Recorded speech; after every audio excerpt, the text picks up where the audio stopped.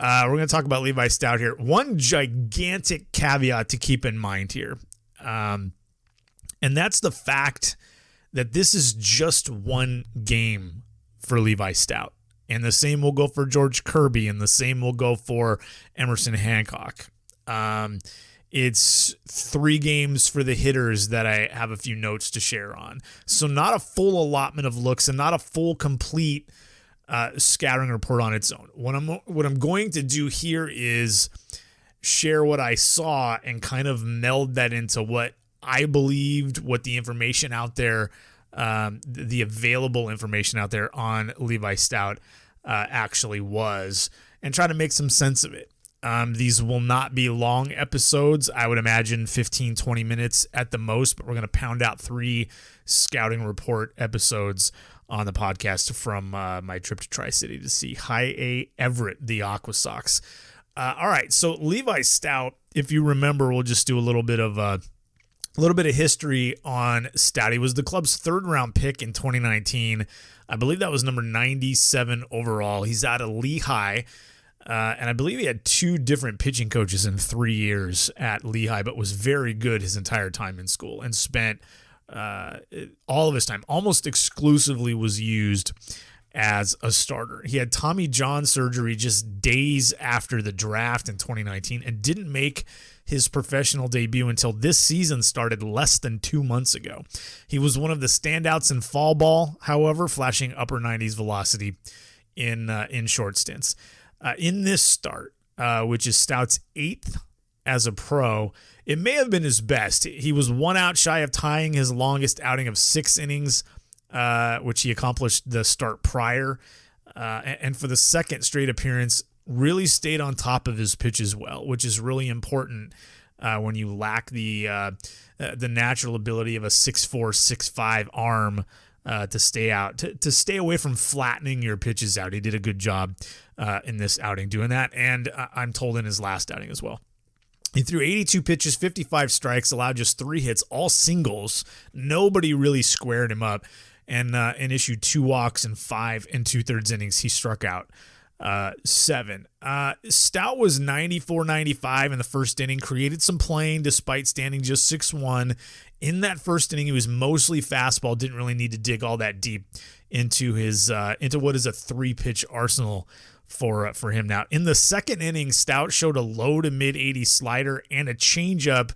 I'd say 85 to 88. I think most of them were 85, 86, 87, but I did see an 88 in there. Both average or so. The slider and the changeup were average or so in that second inning. But innings 3 to 6, he really showed out, touching 97, hitting 95 somewhat regularly. And the pitch quality of his slider, while questionable, there were a handful of really good ones from the 3rd inning to the 6th inning. I'd say right around average, maybe a tick above, with some shape and late break, and he did keep it out of the middle of the plate really well. It was mostly a chase pitch for him. But something he's been able to do in the past is throw that pitch for a strike. I did think the slider that got the 2nd strikeout of the 4th inning was actually pretty nasty.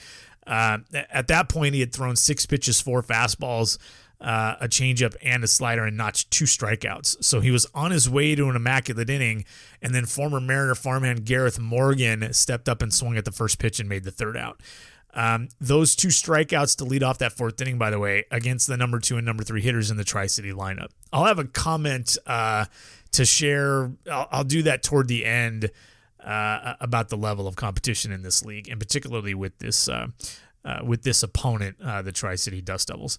Stout's changeup is his best pitch, often drawing praise as a potential 70 grade offering. I'm sure you've heard me say it. I'm sure you've heard many others say it as well. He was consistently above average with it in this start, and one can easily see why it projects so well down the line. Shows some fade, but really good sink. And his fastball really set that pitch up pretty well. He's very, very confident in that changeup. He was an easy 92 to 95 all day. Again, he did touch 97 a few times with some life and a bit of run to the arm side. Other than in the 5th inning, I had him for at least average control up to plus with the general ability to throw strikes, and probably 45 to 50 command, which is good. I mean, these are positives. Despite his lack of prototypical size, there is some projection left in this frame. He's a very athletic arm. He uses lower half really well, which, kind of plays leader to everything else. When you get your lower half involved, you take some pressure off, your trunk and certainly your arm, which is very, very important. His arm action is really clean.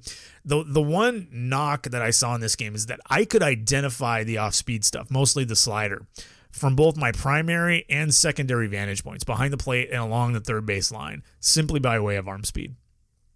I didn't even need to watch the pitch travel to the plate, and I could tell you this is something off speed. I couldn't tell you slider or changeup, although this was mostly with the slider, but there was there was a lack of consistent arm speed in this particular start.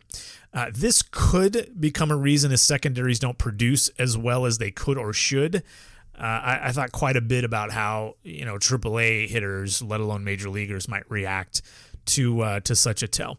I wouldn't call it a dead giveaway, but it was easily noticeable in this start and something worth keeping an eye on moving forward. Stoudt did have a curveball in college. It was a mid-70s bender that flashed average and he could throw for strikes, but he's not throwing it anymore, or at least right now.